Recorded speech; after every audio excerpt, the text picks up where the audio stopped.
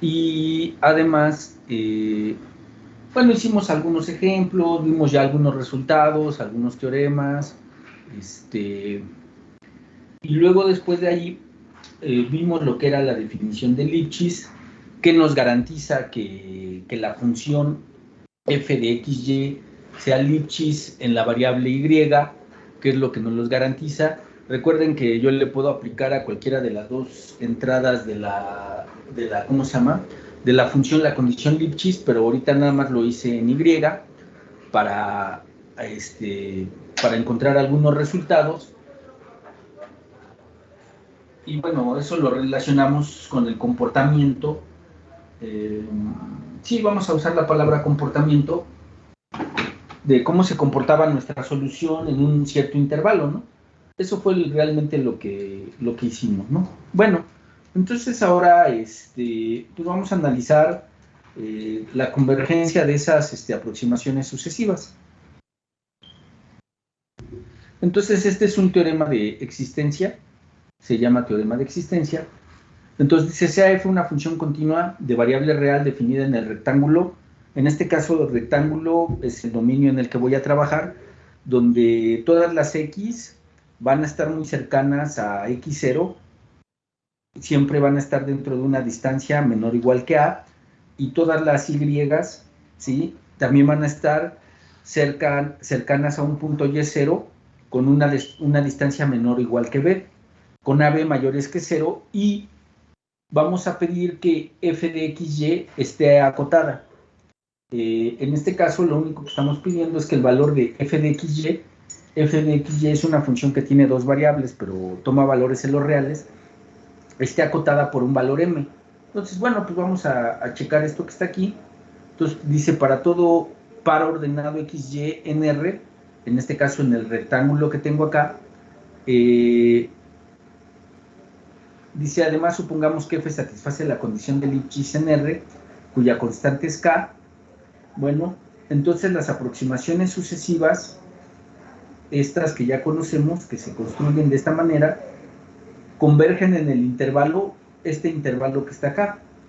Y fíjense ustedes lo que estoy diciendo, ¿no? O sea, tengo el intervalo, estoy diciendo a partir de dónde van a converger y estoy diciendo quién sería, ¿sí?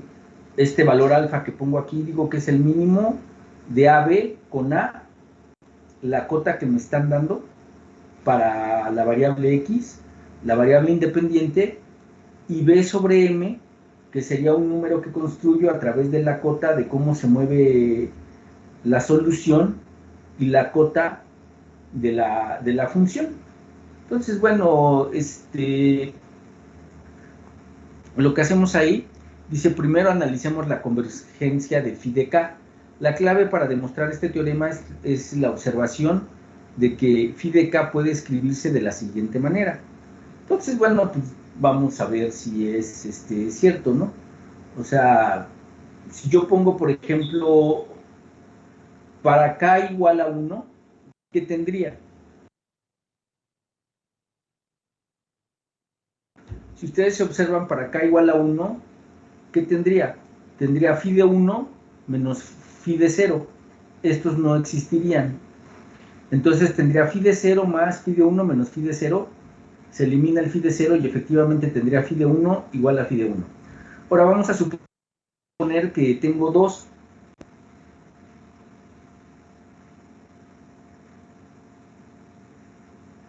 Vamos a suponer que hago el k igual a 2. Entonces, estos términos son los que van a existir dependiendo de quién sea el k. Entonces, si k es 2, voy a tener phi de 2 menos 2 menos 1, 1. Es decir, se pararía hasta aquí. Entonces, si ustedes lo hacen, efectivamente, el phi de 1 se cancela con el phi de 1, el phi de 0 con el phi de 0, y me quedaría phi de 2 igual a phi de 2, ¿no? Entonces, efectivamente, phi de k lo puedo construir como un arreglo de este estilo, ¿no? Donde al final de cuentas no importa quién sea el k, al construirlo de esta manera siempre me va a quedar phi de k igual a phi de k. ¿Sí se entiende cuál es el razonamiento de eso? Sí. ¿Sí? Bueno, entonces, de aquí En consecuencia es una suma parcial de la serie. Entonces, fíjense, tengo phi de 0. Esta parte que está aquí es una suma parcial de la serie. ¿Cuál serie? Pues una que sería phi 0 de x más una sumatoria que va desde p0 hasta infinito de p de x menos p menos 1 de x, ¿no? O sea, ya tomo muchísimos elementos, ¿no? De toda la serie. Entonces, esta es una suma parcial. Profe, ¿no sería ahí en esa p igual a 1? Porque no estaría iniciando desde p igual a 1 menos phi de 0. Sí, aquí. Ajá. Sí, porque ya tomé el 0. El 0, ajá. Sí, gracias. Sí, de hecho esta serie tiene que repetir esta de acá, ¿no? Entonces si lo tomo para 1, de llegar sería de 1 a 1, ¿no? Es decir, nada más habría un término, sería P1 menos P de 0. Ajá, es en 1, gracias. Entonces dice, por lo tanto, demostrar que la secuencia phi de k converge es igual a demostrar que la serie anterior es convergente. Para demostrar esto último necesitamos estimar los términos phi de p menos phi de p menos 1 de dicha serie. Es decir, bueno, esto es algo que ustedes vieron, ¿no? Si tienen una serie y quieren ver que converge, entonces nos vamos a fijar en cuestiones de si converge en valor absoluto, entonces converge. Que converja no quiere decir que converge en valor absoluto, pero si converge en valor absoluto, converge. Entonces, bueno, voy a utilizar algunas de los resultados que ustedes vieron en cálculo 1 para analizar la convergencia. Y dar un sustento de por qué converge, ¿sale? Entonces, bueno.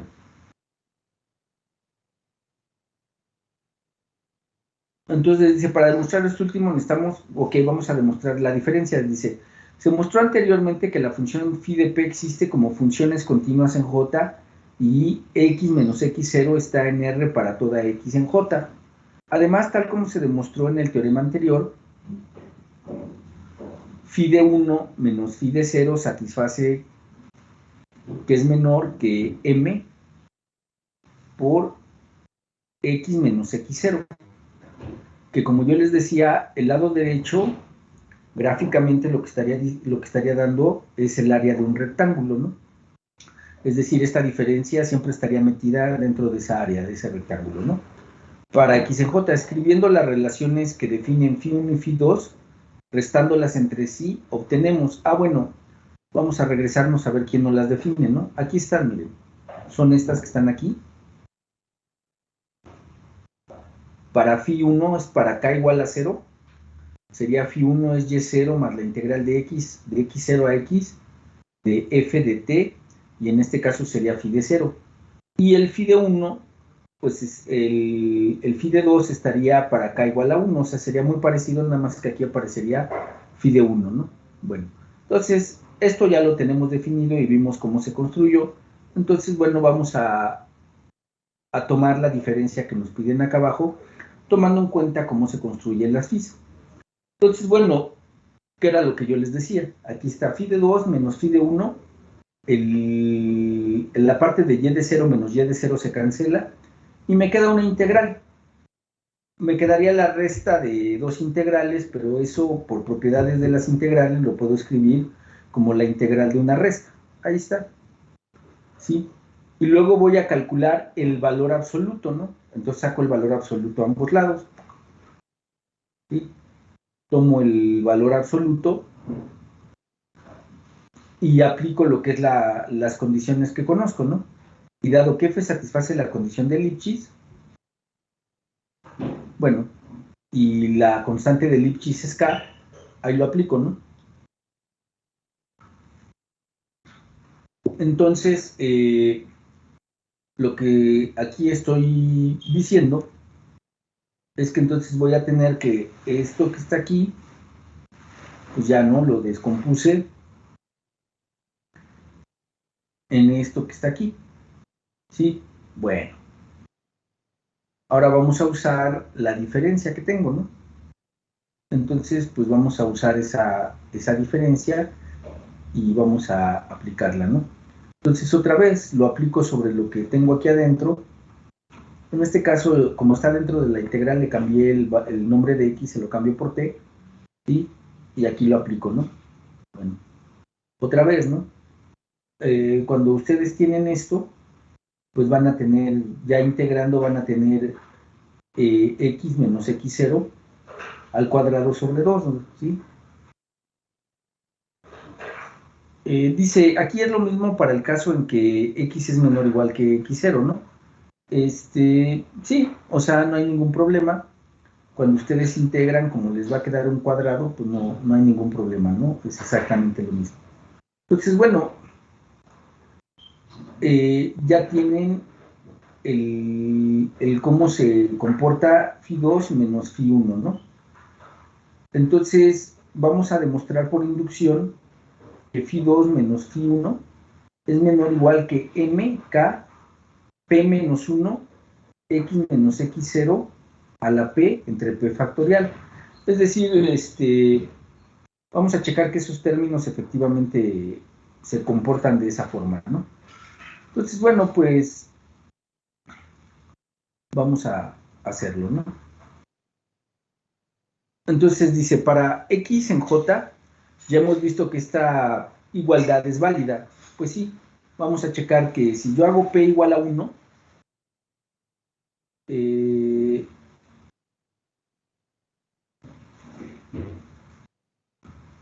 vamos a checar que es cierto. Entonces, bueno, aquí, en este caso, es phi2 y phi1, bueno, sería 2 y 1, que son los valores que aparecen aquí. Sería 2, ¿sí? Entonces nos aparece 2 menos 1, escala 1, escala 1 aquí arriba, efectivamente. Y luego tengo x menos x0, p vale 2, efectivamente, ¿no?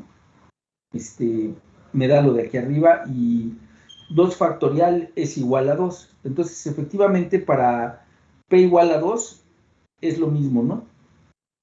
Si me voy a la primera, a esta que está aquí, que dice que phi1 menos phi de 0 solamente es m, x menos x0, pues vamos a hacerlo. Eso sería para p igual a 1. 1 menos 1, 0. K a la 0 es 1. Me quedaría m, el factorial de 1 es 1, x menos x0 a la 1, ¿no? Efectivamente, ¿no? Me queda esa distancia, ¿no? Entonces, efectivamente, para p igual a 1 y p igual a 2, esta escritura es cierta. Entonces vamos a escribirlo para un término p igual a m usando las definiciones de phi m más 1 y phi m, ¿no? Bueno, pues hacemos lo mismo, sustituimos de lo que es le voy a llamar algoritmo de las aproximaciones sucesivas. Sustituimos, ya sabemos que la parte constante se va, aplicamos el valor absoluto, nos va a quedar esto que está aquí, ¿sí? Bueno, al hacerlo, ¿sí? Vuelvo a aplicar la condición que ya conozco, ¿sí? Y bueno, entonces,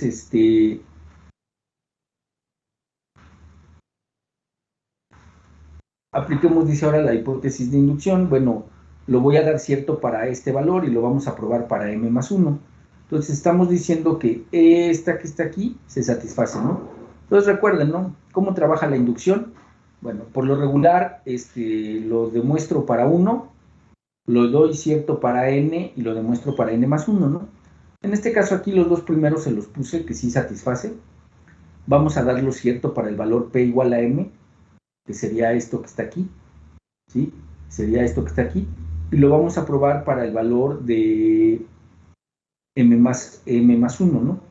Entonces, bueno, la expresión anterior es la hipótesis de inducción para p igual a m más 1. Y en consecuencia es válida para todas las que ustedes quieran. Pero bueno,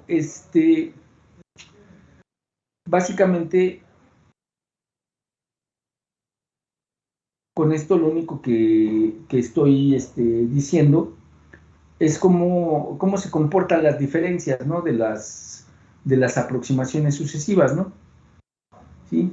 Entonces, cómo se comportan y en términos de un cierto término al cual le puedo aplicar el principio de inducción. Entonces, bueno, eso de la hipótesis de inducción pues ya se lo voy a aplicar directamente a lo que es mi serie esta que está aquí, ¿no? Entonces, bueno, pues ustedes ya lo trabajan, le sacan el valor, toman los valores absolutos, agarran y este que está aquí, este valor absoluto, pues lo van a minorar, ¿no? Ahora, nada más tengan en cuenta una cosa, ¿no? No de este punto, de aquí a acá, no apliqué valor absoluto, sino lo que estoy aplicando es el criterio. O sea, esta es la serie y quiero ver que converge absolutamente. No quiere decir que le apliqué valor absoluto, porque si le hubiera aplicado valor absoluto, hubiese tenido que usar la desigualdad del triángulo. No, lo que estoy haciendo es de esta que está aquí, para analizar que converge, voy a analizarla que converge en valor absoluto. Si converge en valor absoluto, entonces la serie converja. Que una serie converja no quiere decir que converja en valor absoluto, pero de un lado sí es cierto, si converge en valor absoluto, entonces converge. Entonces, bueno, eso es lo que estoy haciendo. Entonces, nada más quiero puntualizar que de un paso al otro no apliqué el valor absoluto a la serie, sino lo que estoy aplicando es el criterio. Entonces, bueno, ya sé cómo se comporta este término que está dentro de la, bueno, que está en la sumatoria. Aquí está, ¿no? ¿Sí? Este término que está acá. El cual es el pésimo término de la serie, que es menor o igual que m sobre k veces el pésimo término de desarrollo de potencias, este que está aquí.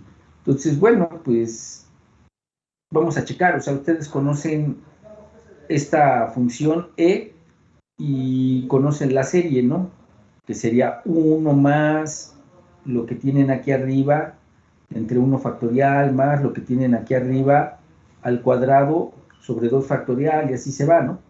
Entonces, dado que esta última serie es absolutamente convergente, entonces la serie es convergente para x en j. Esto implica que la serie, esta que está aquí, es convergente en j. Entonces, a ver, pero ¿a qué convergió esto? A la función, ¿sí? A la función. O sea, no convergió, no nos dio un valor, pues, sino esto que está aquí, a lo que converge es a la función. ¿A cuál función? A esta función, ¿sí? Eso es importante, o sea, no piensen Profesor, que... no sé si solo soy yo, pero ya no lo escucho. ¿Mandé? No sé si Creo pueden poner los que demás solo en el eres chat, si tú, es mi carnal. equipo nada más, o si son No todos. tengo abierto el micrófono, ¿sí me oyen? Sí, bueno, yo sí lo escucho. Yo sí lo oigo. Ah, entonces, a ver, checa tu... Ah, ya, gracias. Ok, sí, perdón. Entonces, bueno, lo que les quiero decir con esto es que efectivamente esto converge a la función que les estoy poniendo. No converge a un número, converge a la función. Entonces, bueno, dice, dado que esta última serie es absolutamente convergente, la serie es convergente para x en j. Esto implica que esta serie que está aquí, esta serie, es decir, ya sin el valor absoluto, va a converger en j, porque acuérdense, si converge absolutamente, la serie converge, ¿sí? Entonces, bueno, como convergió en valor absoluto a esta función, entonces esta función converge, ¿no?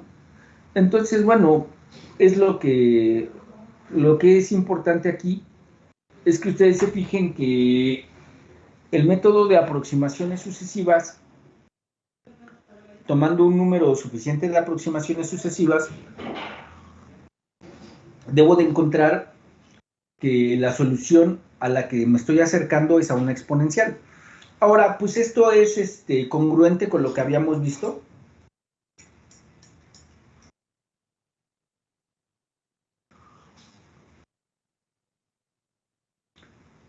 O sea, ¿se acuerdan cuando vimos la ecuación de primer orden, no?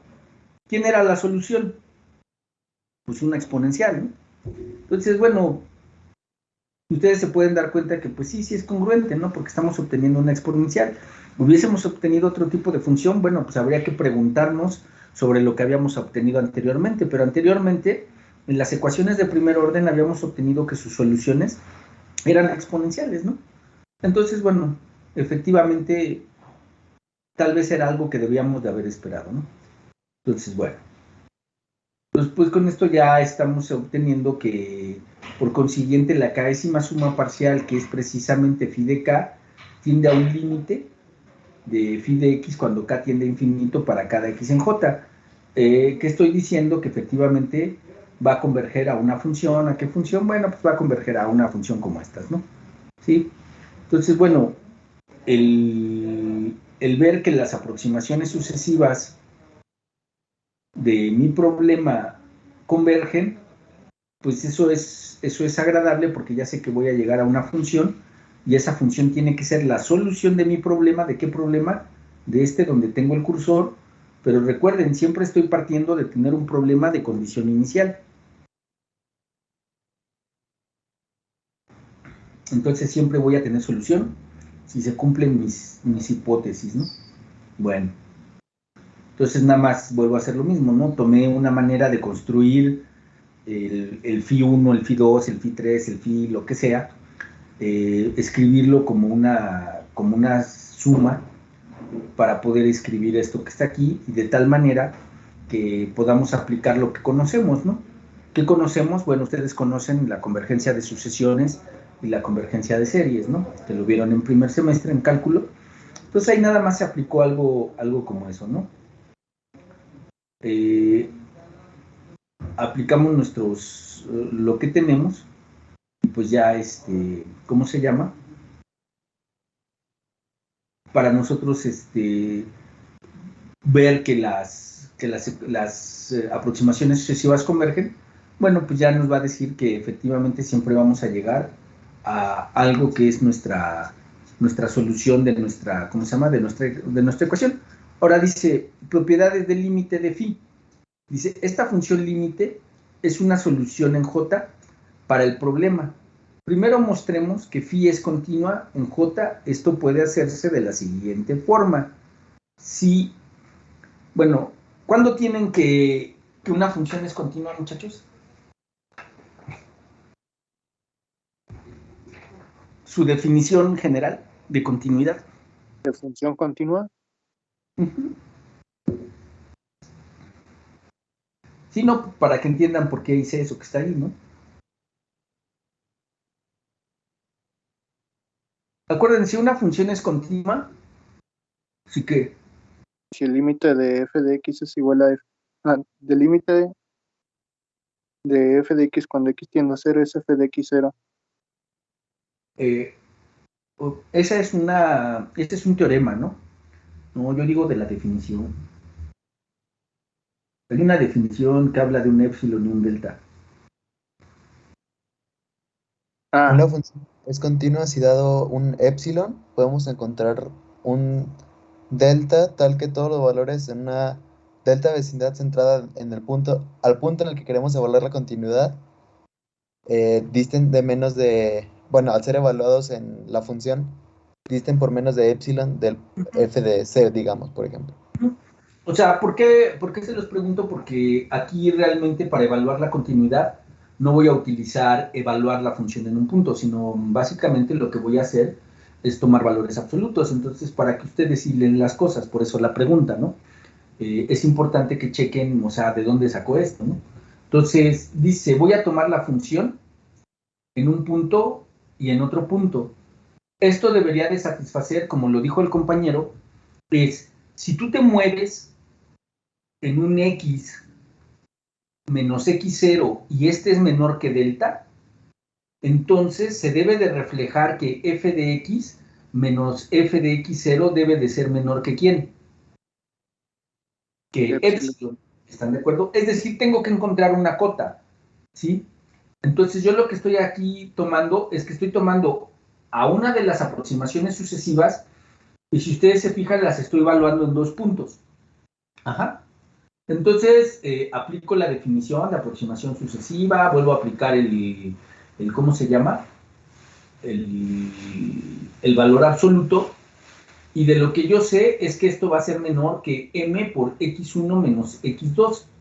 Bueno, entonces, si partí de que x1 y x2 era, por ejemplo, menor que un cierto delta, bueno, pues m por esa distancia sería mi épsilon, ¿sí? O sea, no les estoy llamando como tal, pero estoy aplicando lo que ustedes conocen. Aquí estoy aplicando a la misma función, fíjense, es la misma función en dos puntos diferentes. La distancia en valor absoluto. Este paso intermedio que tengo aquí, pues lo saco de la definición, ¿sí? De la definición. Me voy a ir a la definición.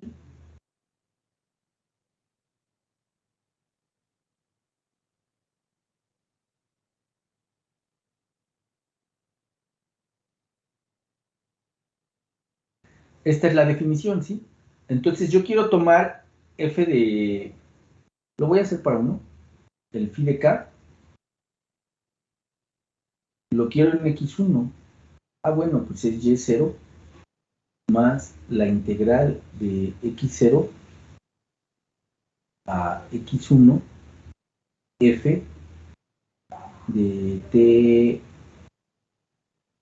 phi k de t. Y si lo toman para x2,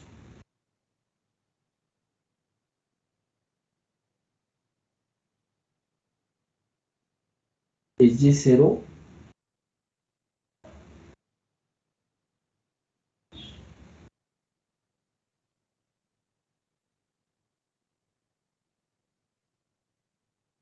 y les queda exactamente lo mismo aquí adentro.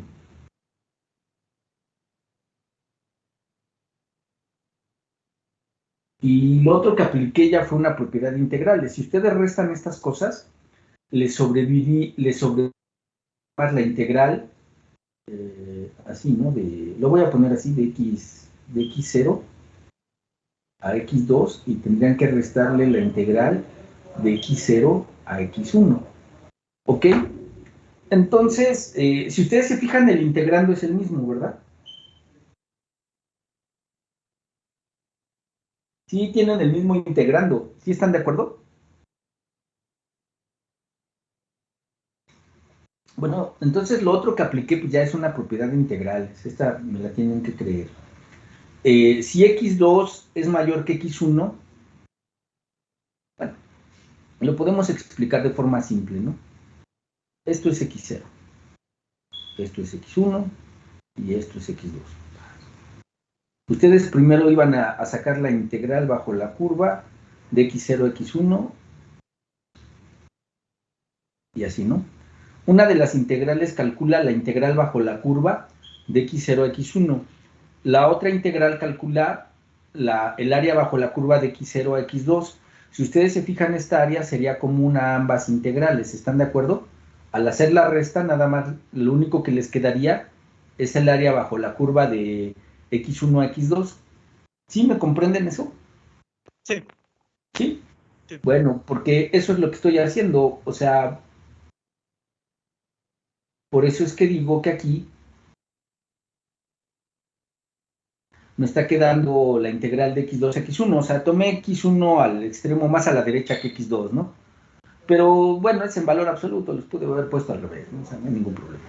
Entonces tengo el mismo integrando, y entonces yo ahora lo que aplico pues son lo que ya conozco, ¿no? Sobre las condiciones Lipschitz y todo este rollo que yo ya conozco, y obtengo la cota. Es decir, este que está aquí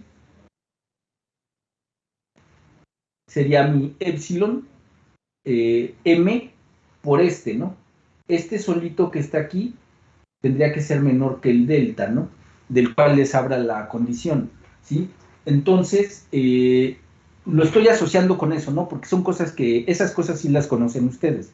No estoy aplicando un teorema de continuidad, sino estoy aplicando una definición, ¿no? La definición epsilon delta, ¿no? Entonces dice, lo cual implica, haciendo k tender a infinito.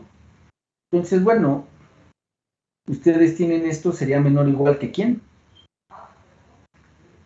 Que lo que tienen aquí, la desigualdad. Y ahora, si hace entender x2 a x1, pues phi2 debe de tender a phi1, y esto es que phi es continua ¿en qué? En j, ¿no? Entonces, efectivamente, lo que debería yo de tener aquí es que cuando lo hago tender uno al otro, pues efectivamente se dice que esto, o sea, sería cero, ¿no? Si ustedes lo checan de cualquier lado, ¿no? Entonces, también sustituyendo en la ecuación anterior x1 igual a x y x2 igual a x0, se obtiene esto, ¿no? ¿Sí? Entonces, bueno, este ya sería algo general, ¿no? ¿Sí? Que sería, si yo ya tengo la secuencia de mi phi, ¿no?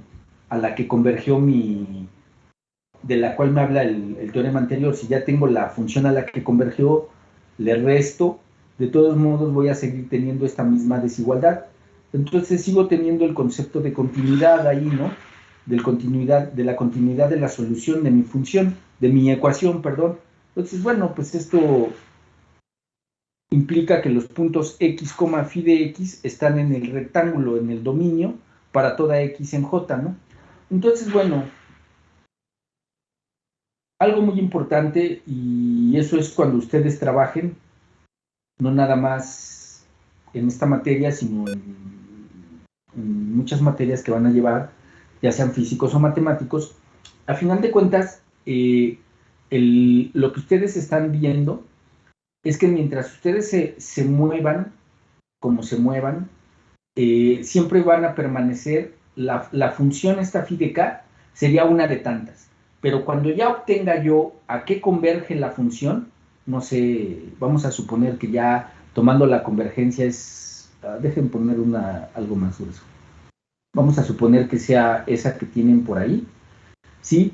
No importa cómo se muevan, el concepto de que nunca se van a salir del rectángulo, del comportamiento de su función, nunca se va a salir del dominio del rectángulo que ustedes tienen, ¿sí? Y además van a poder tener cotas y además muchas cosas, siempre y cuando tengan ustedes las condiciones, ¿sí? Que se ha pedido en cada uno de estos teoremas, lemas y demás, ¿no? Entonces, eso es importante. Ahora, tengan en cuenta, muchos de ustedes a lo mejor les va a gustar hacer el análisis numérico, cosas de esas, ¿no? A final de cuentas siempre tienen que recurrir a este tipo de cosas para ver la convergencia de sus cálculos, ¿no? ¿Sí? Porque mucha gente hace análisis numérico, pero no hace programación, ¿no? Y lo cual mucha gente dice, no, pero ¿cómo es que no programa? Pues no tiene necesidad, porque si está bien hecho el análisis, pues ya sabes que converge, ¿no? Entonces, que otro se encargue de programarlo, y si lo programa bien, entonces ya sabes que las cosas resultan y convergen, ¿no? Entonces, eso es a lo que me refiero con esto. Estas cosas de aquí son muy importantes, ¿no? Porque si ustedes tienen dos soluciones, que puede llegar a pasar, por cómo ustedes resuelvan sus problemas, pueden tener dos soluciones o que aparentemente son dos soluciones diferentes de un mismo problema, esas dos puede ser que sean o que coincidan una con esta, sí, y otra con otra función, ¿no? Que ustedes dicen, oye, pero es que no es la misma, aparentemente, ¿no? Pero si sucede esto, bueno, es que a lo mejor lo que ustedes están obteniendo es una de las aproximaciones sucesivas de su problema, ¿no? Y otra persona obtuvo otra de las aproximaciones sucesivas, y entonces lo que sí no puede dejar de existir es este resultado, ¿no? El que esté acotado y que se dé la continuidad. Si eso sucede, bueno, entonces quiere decir que ambas personas están bien y a lo mejor una va encontrando una solución antes o después del otro, ¿no? Eso es lo que significaría. Bueno, entonces, aquí, bueno, ya vimos que entonces efectivamente van a ser continuas en J. Aquí hablo de la estimación. Bueno, esto es básicamente cuando ya ustedes a lo mejor quiero ver cómo se da esta aproximación. Nosotros aquí en la escuela, no sé quién les haya dado cálculo, pero, por ejemplo, cuando tienen el límite de una sucesión, vamos a pensar que esto es el n, y vamos a pensar que este es n, ¿no? Y sabemos que las sucesiones a partir de n sub m, para todo número mayor que ese, todos los puntos se acercan mucho a 1. ¿Qué significa eso? Que si ustedes tienen por aquí y toman muchos puntos mayores a bueno, lo voy a pintar aquí mismo, cerquita, para no que se note, significaría que todos están muy cerca de este punto, lo voy a poner más ancho, ¿sí? Están muy cerca de este punto y ustedes dan un radio, ¿no? En este caso, este radio es el épsilon, ¿no? Es decir, a partir de que ustedes toman un cierto valor, si quieren quito este y le voy a poner un N mayúscula. A lo mejor esa es la notación que usó su profesor. A partir de que yo tome todos los elementos de la sucesión mayores a esta N mayúscula, todos los elementos están muy cerca de un punto, ¿no? Algo así. Entonces, este es a lo que se le llama el punto a donde converge la sucesión, porque todos están muy cerca en un radio épsilon, ¿no? Eso es lo que significan las famosas definiciones épsilon delta, ¿no? Bueno, entonces ahora con esto de la estimación, yo lo que quiero ver es cómo las aproximaciones sucesivas se van realmente aproximando a la función solución, ¿no? O sea, cómo se van acercando y voy haciendo ahí un calculito, ¿no? Entonces, bueno, otra vez aquí tengo el mismo error que me dijo su compañero. Esta tendría que ser 1, ¿no? ¿Sí? Tengo que revisar esto. Entonces, tomo mi función y estoy considerando que ya tomé tantos términos, es decir, hasta infinito, por eso pongo la igualdad, ¿no? ¿Sale? Entonces, bueno, voy a tomar, acuérdense que las sumatorias van desde 1, para no estarlo poniendo, porque si no, sí, ahí me equivoqué. Entonces, bueno, tomo un cierto phi k, que estaría definido así.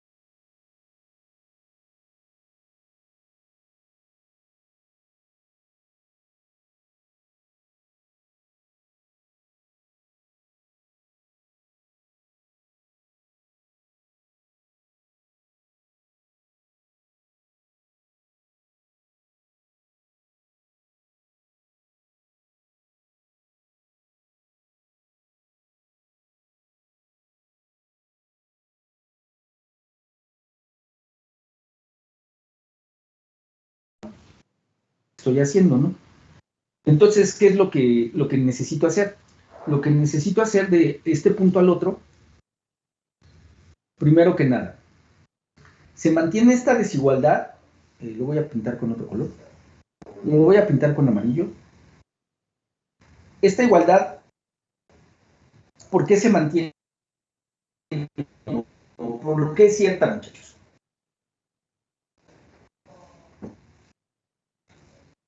A ver, aquí ustedes tienen desde K más 1 hasta un cierto número, ¿no? Que es muy grandote.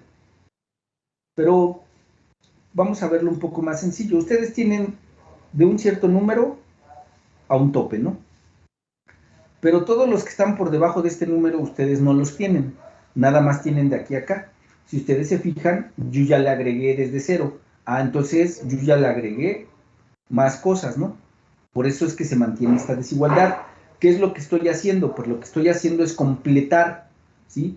Sumo, multiplico y divido de tal manera que yo lo que tenga, pues es lo que tendría si le aumento sus términos, ¿no? Entonces, fíjense ustedes, ¿no? Aquí tengo el mismo, esto que está aquí arriba, ¿sí? Es algo que le estoy aumentando, el K más A la K más 1 entre k más 1 factorial. Entonces, este término que está aquí, pues nada más lo estoy poniendo, es un número positivo por el cual yo estoy multiplicando, porque k es la constante de Lipschitz, alfa ya sabemos, k más 1 pues es un número positivo, o sea, esto es un número positivo. Entonces yo se lo estoy agregando. ¿Por qué? Porque al final de cuentas, la convergencia de esto que está aquí, yo ya me la sé. Esta convergencia es E a la K alfa. ¿Ok? Y entonces, yo lo que estoy haciendo al agregarle estos números, ¿sí? Pues es para encontrar mi cota, ¿no? ¿Sí? Entonces, bueno, haciendo epsilon K, lo hago igual a estos términos que están aquí, ¿sí? Entonces, fíjense, el valor absoluto de phi menos phi k está acotado por mk e a la k alfa, este epsilon k, ¿sí? Ok, pero ¿qué sucede, ¿sí? Cuando este término epsilon k tiende a cero? ¿Qué significa que epsilon k tiende a cero?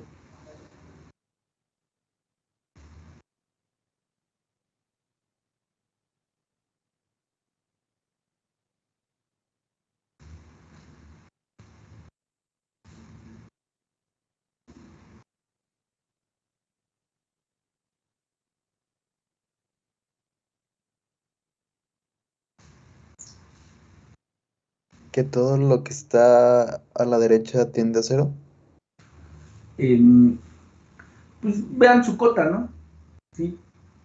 Entonces, ahora fíjense, el límite de phi es una solución para terminar la demostración. Es una solución. Para terminar la demostración necesitamos comprobar que phi, esto que está aquí, para toda x en j en el lado derecho de la ecuación anterior tiene sentido siempre y cuando phi sea continua en j y f sea continua en r.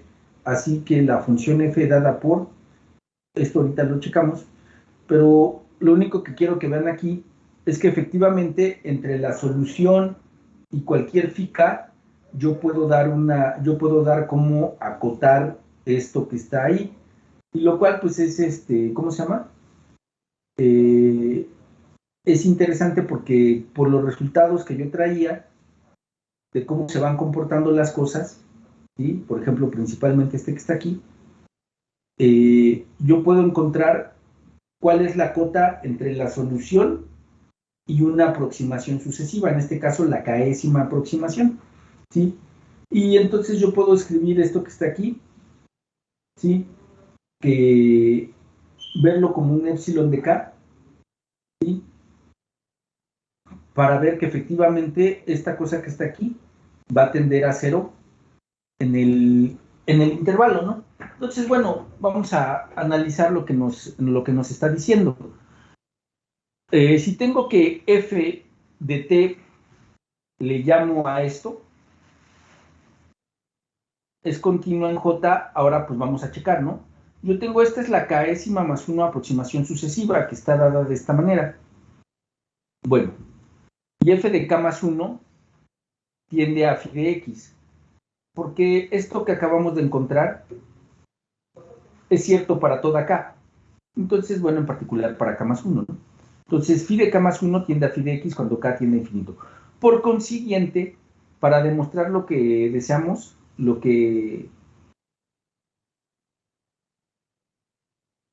aquí me faltó una coma, para demostrar lo que deseamos, coma, debemos comprobar que para cada x en j se cumple lo siguiente. Bueno, aquí tienen esto que está aquí, y que si yo tomo una integral de x0 a x de f valada en phi de k, estas, cuando yo me tome una k lo suficientemente grande, va a tender a la misma integral, pero si yo tomase la función solución de mi ecuación, ¿no? Entonces, bueno, otra vez regreso a lo mismo, ¿no? Resto, saco valor absoluto, aplico las propiedades que ya conozco para ¿cómo se llama? para poder demostrar lo que estoy, ¿cómo se llama? Buscando, ¿sí? Que otra vez me estoy yendo a la parte de Lipschitz, aquí está la constante de Lipschitz y lo que ustedes ya conocen. Y bueno, usando el hecho de que F satisface la condición de Lipschitz, la estimación dada por esto que acabamos, lo que definimos hace un rato, ahora puede sustituirse la ecuación anterior para obtener, entonces acaban de encontrar una cota. Otra vez, no he dejado de hacer lo mismo, en todas estas demostraciones no dejan de hacer o no dejan de utilizar esto, ¿no? O sea, ustedes toman f de x menos f de x0 menor que epsilon, y eso es porque x menos x0 es menor que delta, ¿no? O sea, en todas estas he estado ocupando esto que está aquí. Lo que pasa es que estoy dando en específico el valor de delta y en específico el valor de epsilon, ¿no? Entonces, otra vez yo quería ver que dos funciones, estas dos funciones, ¿sí? Una función tiende a la otra, es decir, son continuas. Ah, bueno, pues tomo el valor absoluto y puedo encontrar una cota. Y esta cota, ¿sí? Si yo hago tender k a infinito, epsilon tiende a ¿qué? A cero, ¿no?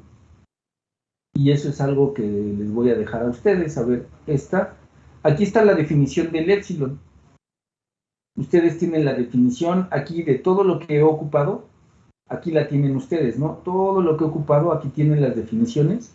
Entonces quiero que me muestren que efectivamente esta cosa... bueno, rápido, ¿cómo harían para saber que esto converge? Cuando k tiende a cero, ¿qué ocupan?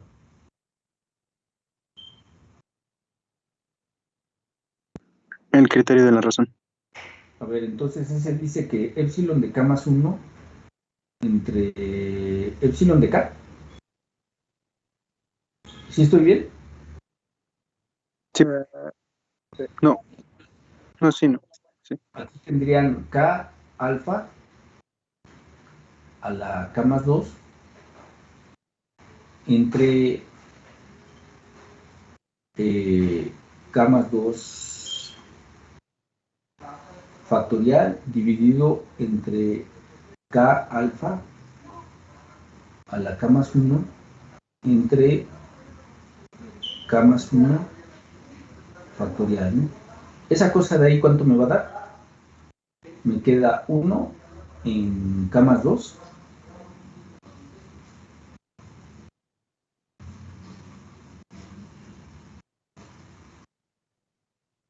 y estos de aquí sería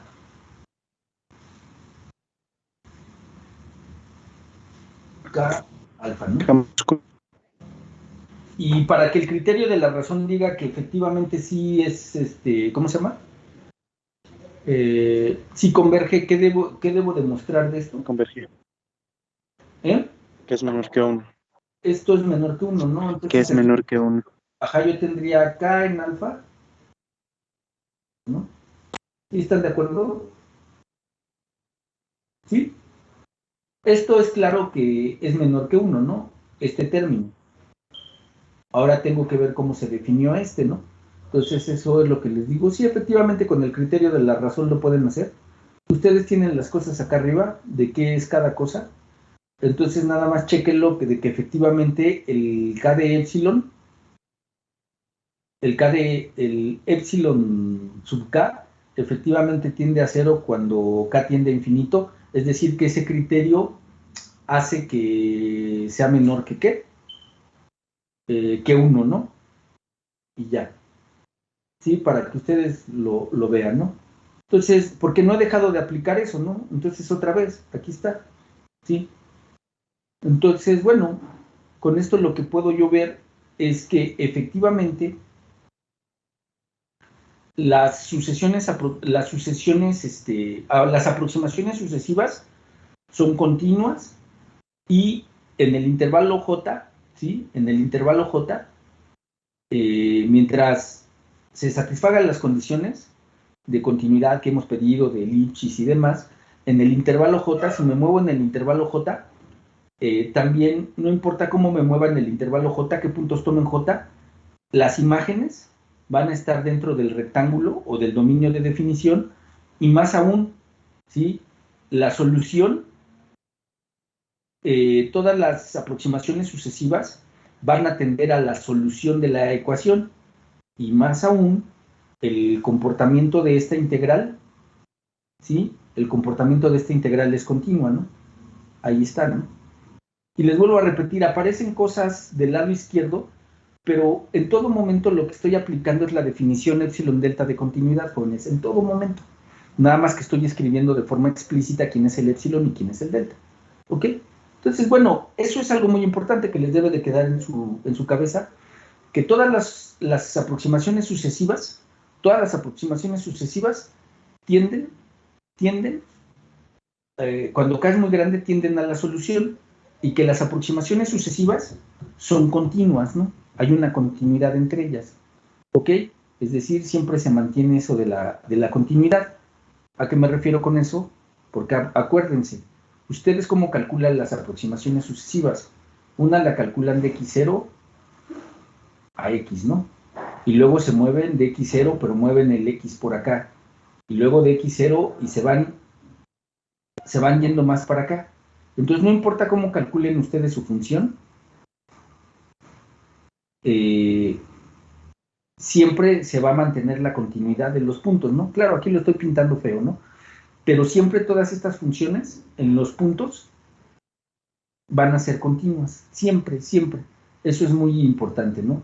O sea, no hay discontinuidad a la hora de calcular las aproximaciones sucesivas, ¿no? Sí, porque cada vez ustedes empiezan a tomar x0 a un x, y luego el x lo van haciendo más hacia la derecha. Entonces, todas las funciones anteriores, con la nueva que acaban de encontrar, satisfacen tener una continuidad en esos puntos, ¿sí? Eso es lo que está diciendo este teorema. Entonces, aquí tenemos un teorema. Dice, la késima aproximación sucesiva phi de k a la solución phi del problema con valor inicial dado en el teorema anterior satisface la condición siguiente. Bueno, y esta ustedes ya la pueden encontrar, ¿no? Con lo que hemos hecho, lo pueden encontrar de forma explícita, que efectivamente es esto, ¿no? Por eso ya, para toda x en j, esto ya no lo desarrollé, porque es una consecuencia que pueden sacar de acá arriba, ¿no? ¿Sí? Entonces, bueno, al menos con el método de aproximaciones sucesivas, ¿qué nos garantiza? Pues nos garantiza encontrar soluciones en los pequeños subintervalos que nosotros demos, que esas soluciones son continuas en los puntos que comparten los subintervalos. Nos dicen que si yo tomo muchas aproximaciones sucesivas, esas va a tender en algún momento a la solución, va a estar acotada por algo como esto, ya lo conocen. Entonces, bueno, eso es lo que nos garantiza el método de aproximaciones sucesivas. Entonces, esto es una condición que, como se los puse aquí arriba en el teorema, es un teorema de existencia. ¿Por qué de existencia? Porque siempre lo podemos empezar a construir, ¿no? Entonces, a partir de eso siempre podemos encontrar una solución a partir del y0 que nos definen, ¿sí? En nuestro problema. Entonces, por eso es un problema de existencia. Yo quería ver si, dada la ecuación diferencial, existe una solución. La pregunta es sí, ¿no? Si satisface las condiciones Lipschitz y demás que teníamos por aquí, pues sí, la respuesta es que sí. ¿Ok? Entonces vamos a nada más a checar esto que anda por aquí. Bueno, no sé si tengan alguna pregunta.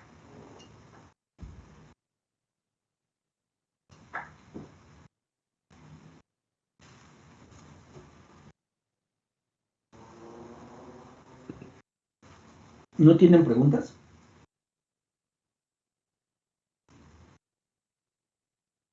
Bueno. No. Entonces, vamos a checar esto que dice existencia de soluciones no locales.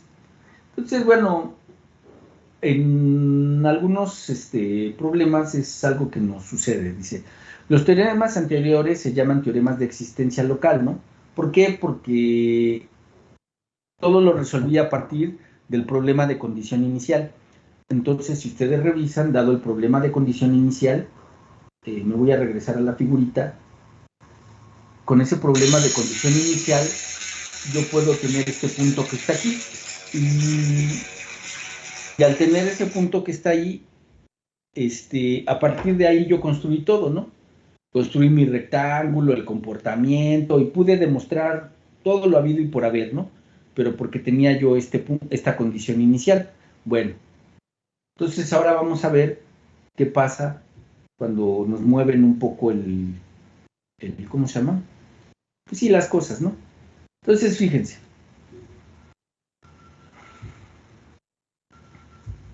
Entonces, ya que garantizan la existencia de una solución solamente para valores de x muy próximos al punto x0, ¿sí? Y donde tengo la condición inicial. En muchos casos, dice, la solución del problema con valor inicial existe en todo el intervalo x menos x0 menor o igual que a.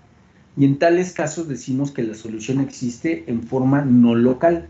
Entonces, bueno, nada más me estoy saliendo un poco de las, ¿cómo se llama? De lo que estaba diciendo, ¿no? Porque acuérdense que aquí cuando empezamos el primer teorema,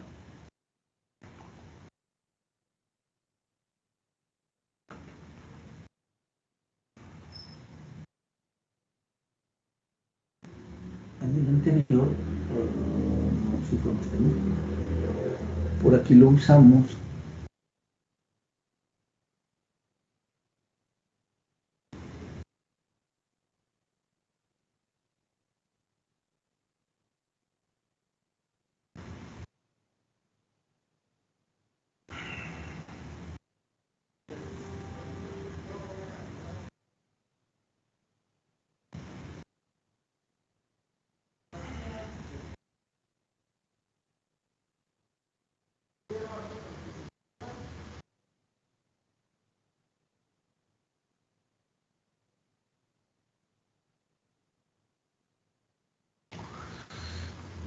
En los términos lo ocupé.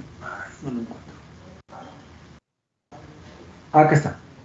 Fíjense, en este teorema lo que dijimos es esto, miren. Entonces vean la condición. El j que tomé era el x menos x0 menor o igual que alfa. ¿Sí? O sea, este alfa es un punto que estoy tomando, que es el que tanto me alejo del x0, ¿sí? Donde está definida mi condición inicial. ¿Para qué puntos? ¿Para qué puntos? Se vale, ¿no? Pues para todos los puntos que están muy cercanos a x0, ¿qué tan cercanos? Menor o igual que alfa, ¿no? Entonces, esta es una condición donde estoy dando perfectamente bien quién es el alfa, que es el mínimo entre A y B sobre M, ¿no? Ah, bueno. Entonces, ahora aquí ya no voy a limitar la distancia, sino voy a tomar toda la distancia que podría yo tener de mi intervalo, ¿no? Es decir, ahora me voy a meter con toda esta distancia, que puede ir desde menos A hasta A. Hace rato lo limité a una distancia alfa. Ah, bueno, ahorita no lo voy a limitar, ¿sí? Y entonces a eso se dice que es una condición no local, que es lo que estoy diciendo. Y en tales casos decimos que existe en forma no local. Entonces dice, la ecuación lineal, bueno, esa es una ecuación de primer orden, dice, constituye un ejemplo de existencia no local. Existen soluciones para esta ecuación diferencial en cualquier intervalo, donde g y h son continuas. En el intervalo este que está aquí ya no está limitado, y k es una constante positiva, ¿no? Entonces, bueno, la ecuación diferencial, lo que yo estoy haciendo, si ustedes se fijan, es que estoy pasando el g de x, y de x al lado izquierdo, pasa con signo negativo, y a todo eso le estoy llamando f de x, ahí está, ¿sí? Entonces, veamos que f de x de y1 menos f de x de y2, esto que está aquí, lo que estoy haciendo, pues, es ver que, si lo veo de esa manera, lo que estoy aplicando es una condición de Lipschitz. Entonces, bueno, yo lo aplico aquí, el h de x se cancela, ¿sí? El h porque nada más depende de x, y aquí yo tendría menos g de x y voy a tener y1 menos y2, ¿no? Entonces, como me dicen que el g en valor absoluto está acotado, donde está mi cursor sería valor absoluto de menos g de x por el valor absoluto de y1 menos y2, pero el valor absoluto de menos g de x, o sea, sería el valor absoluto de menos 1, que es 1, por el valor absoluto de g, es decir, tendría que es k, y ahí está, ¿no? Entonces, para toda xy1, xy2 en la franja, ¿no? ¿En cuál franja? X menos y0, y Y puede ser quien sea, ¿sí? Ya se los dieron, ¿no? Entonces, fíjense cómo ya ahora ya no estoy en un rectángulo, sino ahora estoy en una franja, ¿no? En una franja que es una franja infinita, ¿no?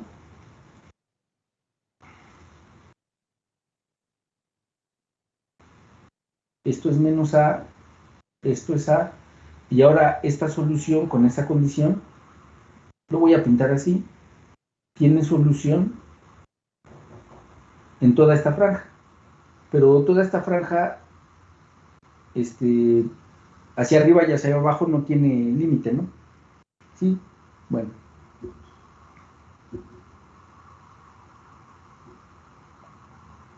Entonces, bueno, entonces a diferencia del teorema 4, aquí se satisface la condición de Lipschitz en una franja y no en un rectángulo.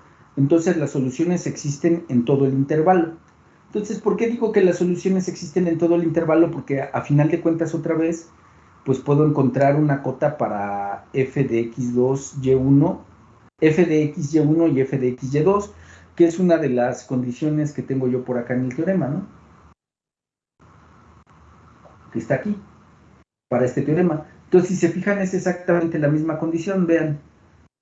Ah, bueno, entonces, por eso es que todo lo demás lo podría yo encontrar, lo puedo reproducir.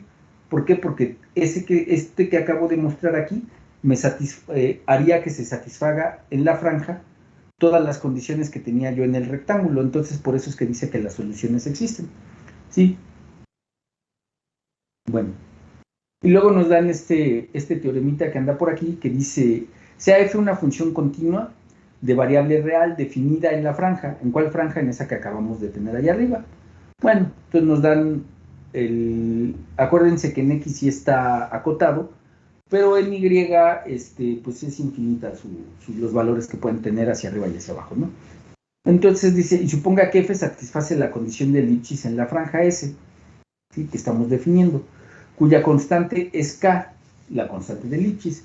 Entonces las aproximaciones sucesivas, que era lo que yo les decía, cuando tienen un punto de condición inicial, existen en toda la franja y convergen ahí a una solución phi de la ecuación diferencial.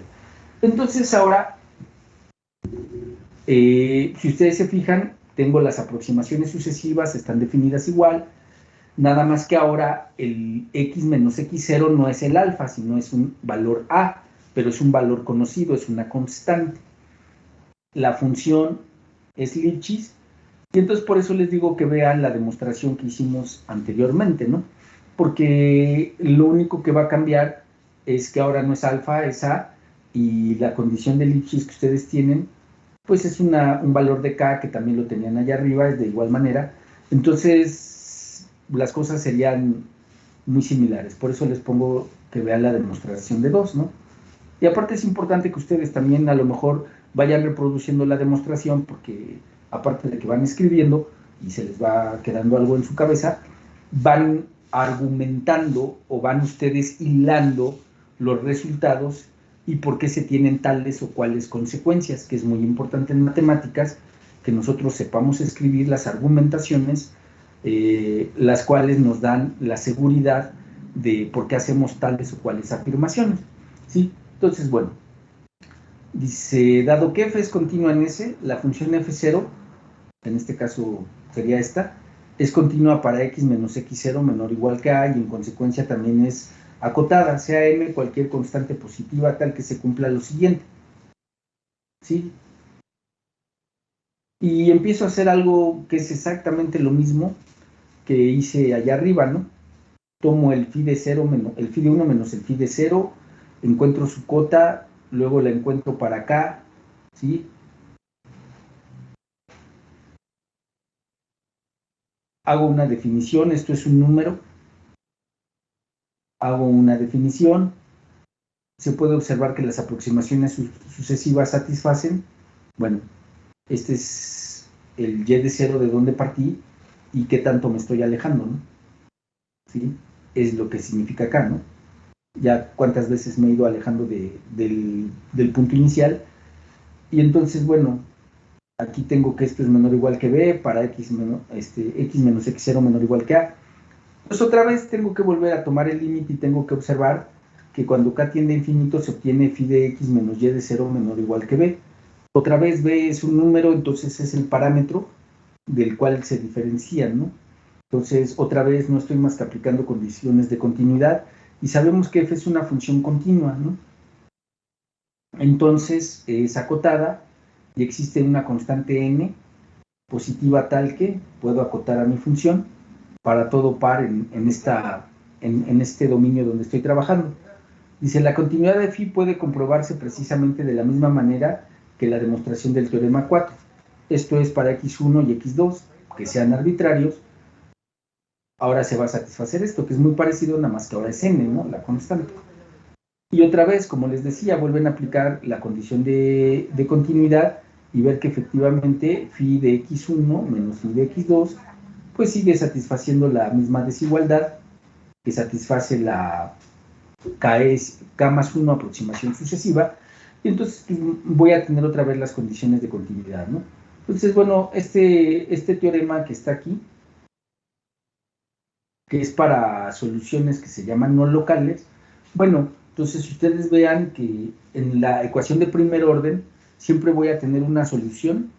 Esta solución es de forma exponencial. Esta solución es de forma exponencial. En un rectángulo voy a obtener una solución muy parecida. Vean aquí que también es de forma exponencial, ¿sí? Menos una constante. En una, ¿cómo se llama? En una franja infinita, ¿sí? Y sigo satisfaciendo lo mismo que vi en mis otros teoremas, ¿no? Entonces, bueno, vamos a eso, espero que ustedes lo revisen siguiendo casi los pasos del teorema que le llamé 4, para que ustedes puedan otra vez escribirlo, ir viendo las argumentaciones, y en aquella argumentación en donde ustedes no estén de acuerdo, no les quede del todo clara, pues la podamos checar y me la puedan preguntar. Entonces, bueno, aquí tengo otro resultado, un corolario. Dice, suponga que f es una función continua de variable real definida en un... Ahora está definida en un plano, o sea, ya no está en una franja, sino ya lo extendía a un plano. Para valores finitos, esto es, estoy tomando todo R2, si se fijan, esto es la definición de todo R2, ¿no? Entonces, lo cual satisface una condición de Lipschitz en cada franja. Es decir, voy a tener una franja. ¿Qué es lo que estoy diciendo aquí? Lo que estoy diciendo aquí, pues miren, es esto, ¿no? A pronto. O sea, yo sé que para acá me puedo extender mucho, para acá me puedo extender mucho. Le voy a poner puntos suspensivos. Puntos suspensivos. No importa que esté tomando yo todo esto. Ahora lo que estoy diciendo, mira, pues agárrate de este lado una franja de longitud 2A, ¿no? Ahora agárrate esta franja, ¿no? Y no importa, siempre y cuando yo me agarre una franja de longitud 2A, ¿sí? Para X, en estas franjas, siempre voy a poder garantizar la solución, ¿sí? Eso es lo que está diciendo este corolario, donde dice que ahora, suponga que f es una función continua de variable real definida en un plano, para todos los valores, ahí me los dan, y me define franjas. Entonces, fíjense que el que acota es X y otra vez el que deja libre es Y. Entonces, lo que voy haciendo pues, es ir reproduciendo las demostraciones en cada franja, ¿no? Y ya me dan un problema de valor inicial y tiene una solución que existe para toda la franja, ¿no? Entonces, dice, si X es cualquier número real, entonces existe un valor A mayor que 0, tal que X está contenido dentro de un intervalo, ahí se los pongo, para esta A, la función f satisface las condiciones impuestas por el teorema, ¿sí? Y otra vez, ¿no? Tengo las mismas condiciones, ya que esta franja está contenida en la franja, esto es de aquí arriba, X estaría en X0 más A, ¿sí? Es decir, nada más estoy reescribiendo la manera en que tenía las condiciones de los teoremas que ya pasamos. Así, phi k de x tiende a phi de x, donde phi es una solución del problema de valor inicial. Entonces, bueno, esto lo único que hace, pues, es nada más reescribir las cosas de cómo tendría yo ahora mi ¿cómo se llama? Lo que me está pidiendo el teorema, ¿no? ¿Qué me estaría pidiendo el teorema? El teorema me estaría pidiendo esto que está aquí. Pero si ustedes observan esto que está aquí, si ustedes aplican sus condiciones de, ¿cómo se llama? Su desigualdad del triángulo, o lo podrían escribir o llevar a la condición que puse acá en el corolario, ¿no? ¿Sí? Para que se parezca y entonces empezar a hacer todos nuestros desarrollos. ¿Sí? Eso es lo único que se está haciendo, ¿no? ¿Qué es lo que tengo que hacer? Pues escribir las condiciones, o que las condiciones que me está dando el corolario, a través de estas condiciones pueda yo reescribir las cosas de tal manera que tenga las condiciones que me da el teorema, y entonces hacer mis afirmaciones que pongo aquí, ¿no? Bueno, eso es ahorita lo que nos dan las aproximaciones sucesivas. Y aquí tengo un apartado que dice aproximaciones sucesivas a y unicidad de soluciones. Es decir, aproximaciones a soluciones y unicidad de soluciones, ¿no? Nada más que ahí, para no escribir, así lo escribí, ¿no? Entonces, bueno, lo único que estamos teniendo aquí es otra vez el problema de valor inicial. Bueno, vamos a leer, dice, de acuerdo a las hipótesis dadas en el teorema 4, podemos demostrar que la solución obtenida aquí es única, que satisface en J el problema de valor inicial. Dice, el método para demostrarlo puede adaptarse para obtener información adicional de importancia en relación con las aproximaciones sucesivas a soluciones. Supongamos que tenemos dos problemas de valores iniciales, ¿no? Tengo este y tengo este, ¿no? Donde f y g son ambas funciones continuas de variable real definidas en un rectángulo, AB mayores que 0, tengo los puntos, son puntos que están dentro de R. Vamos a demostrar que si G es próxima a F y Y2 es próximo a Y1, entonces toda solución phi de este problema de valor inicial que está definida en J, que tenga X0, se aproxima en J a una solución phi del otro problema de valor inicial, ¿no? Eso es lo que estoy diciendo. Y entonces se suponga que existen ciertas constantes no negativas, tal que, bueno, esto lo puedo garantizar porque las funciones son continuas, ¿no? Aquí en el rectángulo, ¿sí? Entonces por eso puedo decir que puedo encontrar una cota que le estoy llamando epsilon, y al y1 menos y2 le llamo delta. Entonces se tiene el siguiente resultado.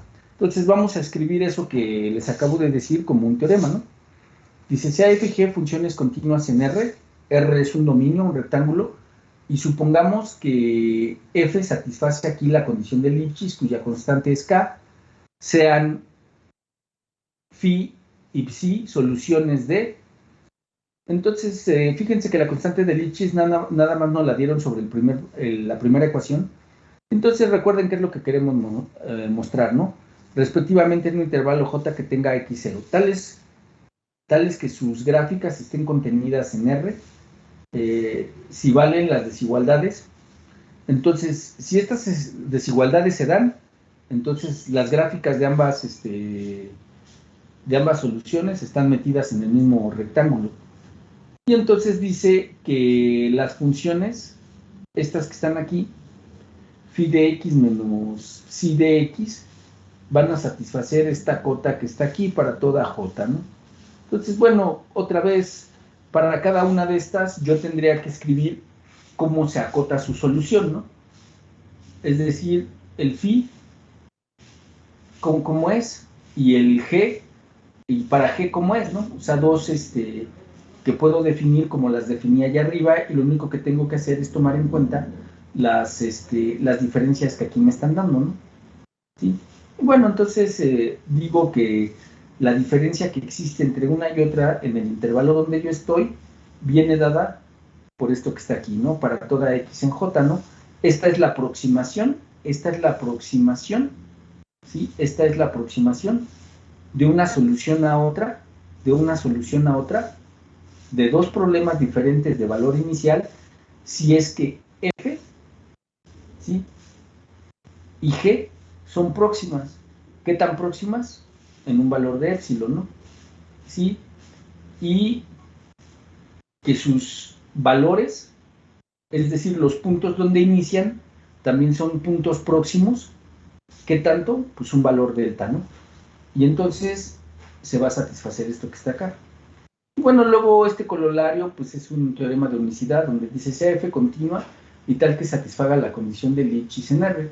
Si phi y psi son dos soluciones definidas en un intervalo J que contengan a psi, entonces pues son iguales, ¿no?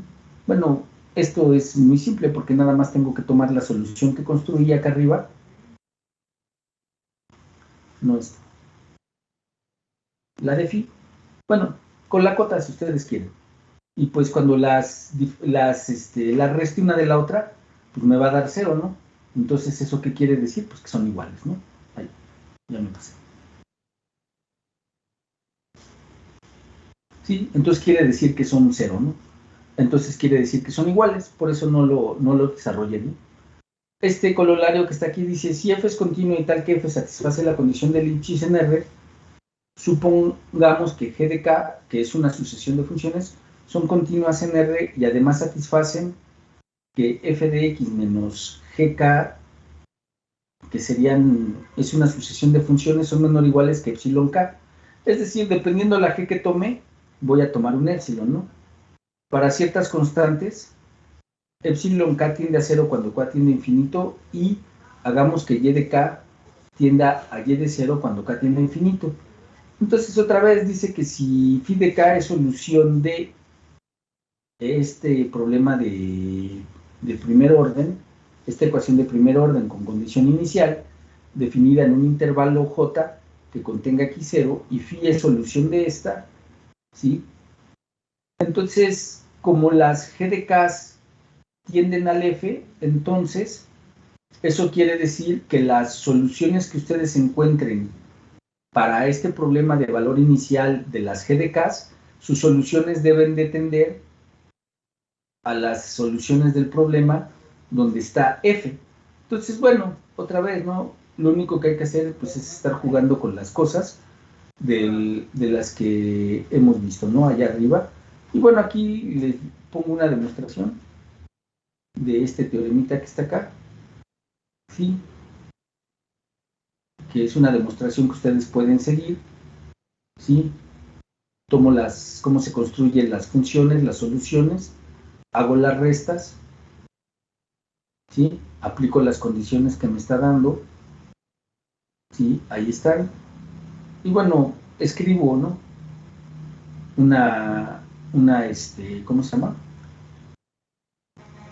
De lo hago igual a e de x, esta integral, ¿sí? Y escribo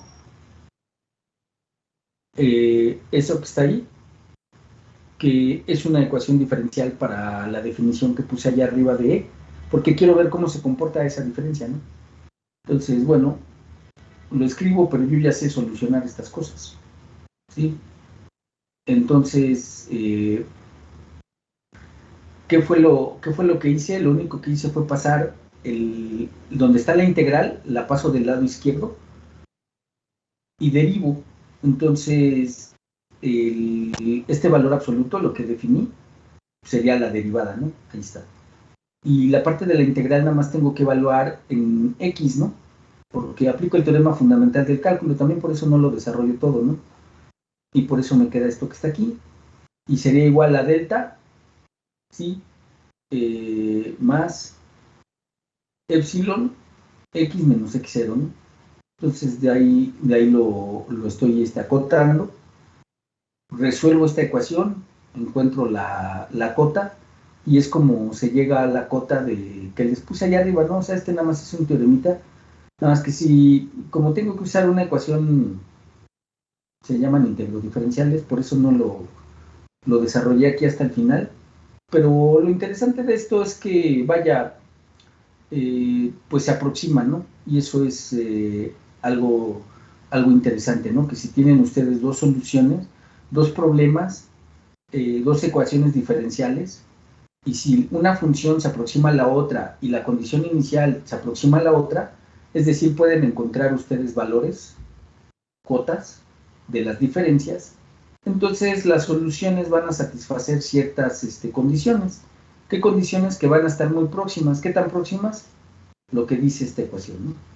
Entonces, bueno, esto es lo que estaríamos viendo como ciertos teoremas de existencia y unicidad que nos garantizan la solución en un rectángulo, en una franja o en varias franjas en todo el plano, ¿no? ¿Sí? Entonces, o sea, la consecuencia, la moraleja, como le quieran llamar a esto, es que la ecuación de primer orden, ¿sí?, tiene solución en todo R2, ¿no? Es decir, de menos X, desde menos infinito, ¿hasta qué? Hasta infinito, siempre y cuando la función f satisfaga las condiciones Lipschitz que nos han dado. Si esa función satisface las condiciones Lipschitz, yo me puedo mover como sea en el X y verán que entonces el problema de valor inicial, como este que estoy marcando con el cursor, tiene solución. Eso es lo que significa. Ok, entonces no sé si tengan alguna pregunta, jóvenes.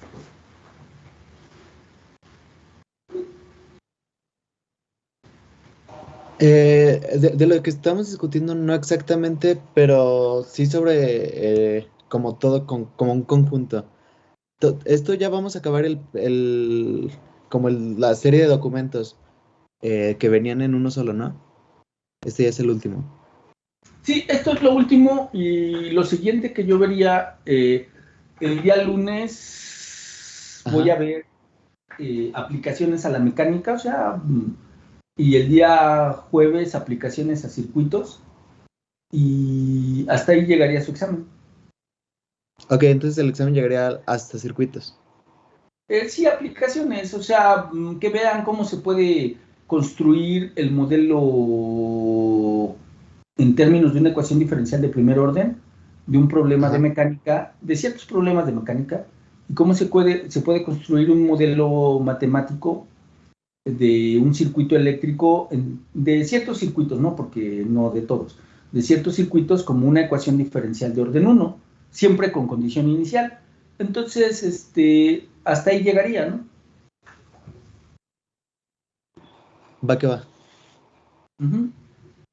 Sí, y bueno, el documento que tengo aquí en Moodle llega hasta esa parte y luego, bueno, ya tengo una serie de presentaciones, están hechas en látex, para ver toda la parte de ecuaciones de orden n, ¿no?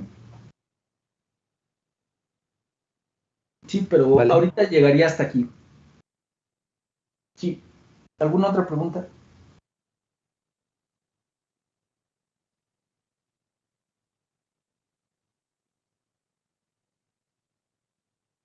Dígame.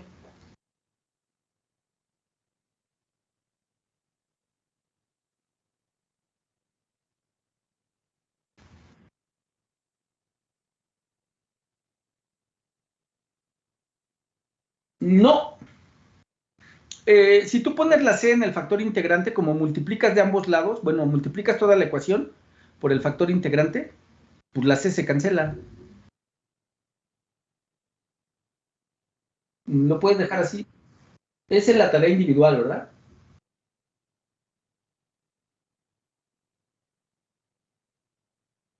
Uh-huh. Ya ahorita se abre.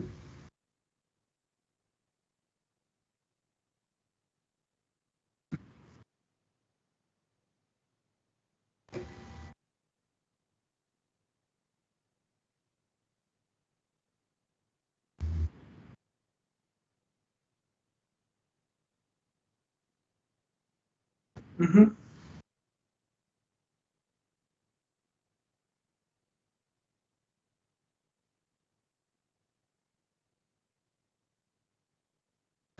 Es este problema 4, ¿estás de acuerdo?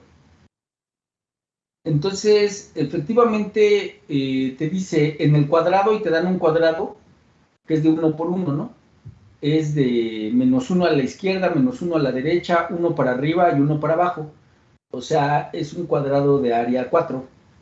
Dice, suponga que f está definida y te la ponen aquí, ¿no? Esta es la f, ¿sale? Muestre que f es continua en R y que el valor máximo de f, el valor absoluto de f, en todo este cuadrado, está acotado por 2.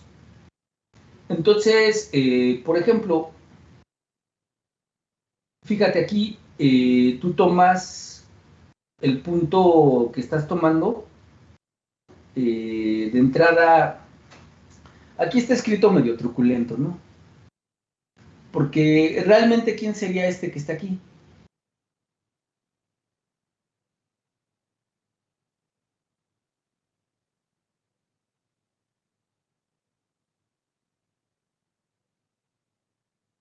¿Sí?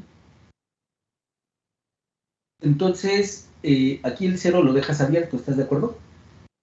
Entonces, en la parte de arriba de la función, este que está aquí, otra vez sería el -1 menor o igual que y menor o igual que 1, ¿ok? ¿Sale? Y para x tienes el 0, y acá, entonces tú tienes que ver que es continua, entonces tienes que ver que efectivamente en 0 es continua, y qué punto te hace falta aquí, del y.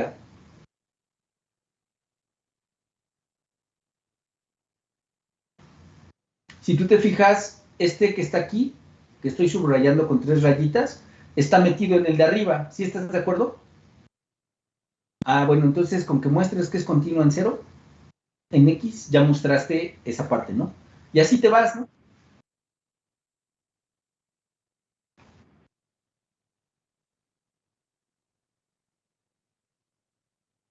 Ah, ok, pues vuelves a hacer lo mismo, pero si te fijas, otra vez el intervalo x es el mismo y arriba y abajo, ¿estás de acuerdo?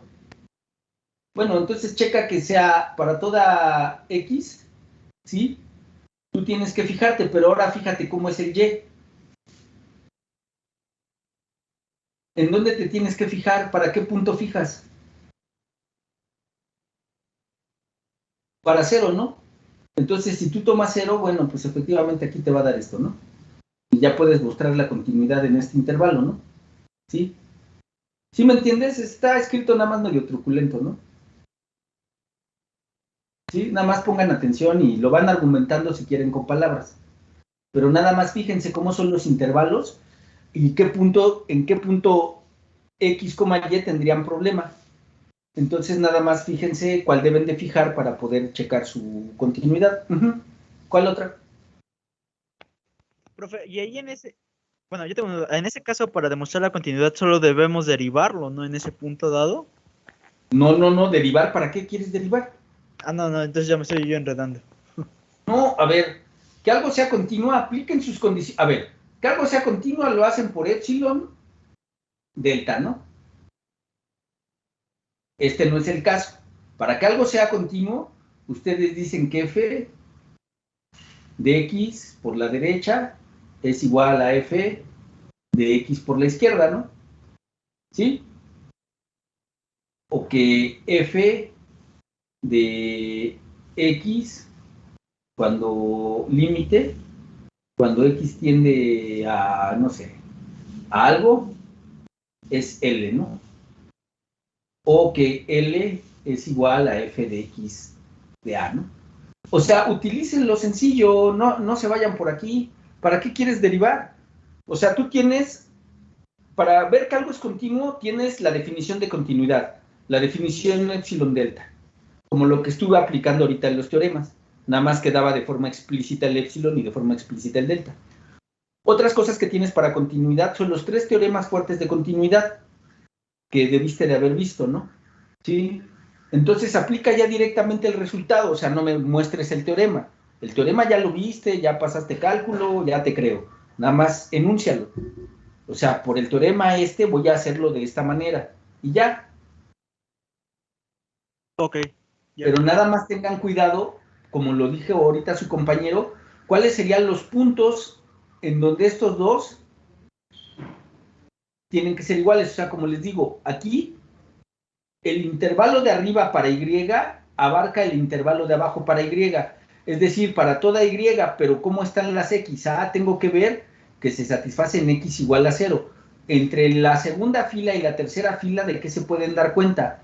Que el intervalo de Y, ¿sí? Donde ustedes se van a mover, tienen un intervalo que va hasta 0 y el otro de 0. Ah, bueno, en Y van a tener problemas en 0, pero si se fijan, el intervalo de arriba en X y el de abajo son iguales. Entonces tienen que checar para Y0.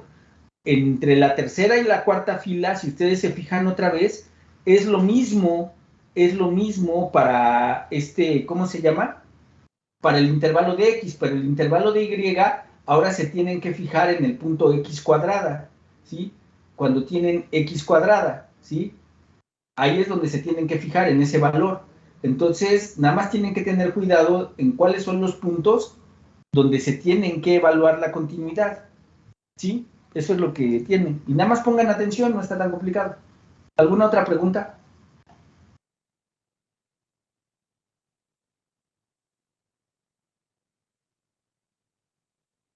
¿Los demás?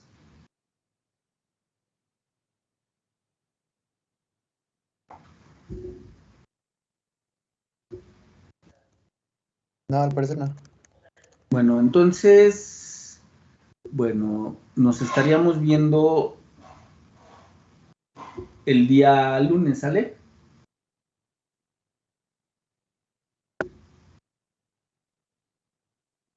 Va Ok, que va. que descansen, que les vaya bien. Gracias. Bye. Cámara, profe, hasta luego, cuídese.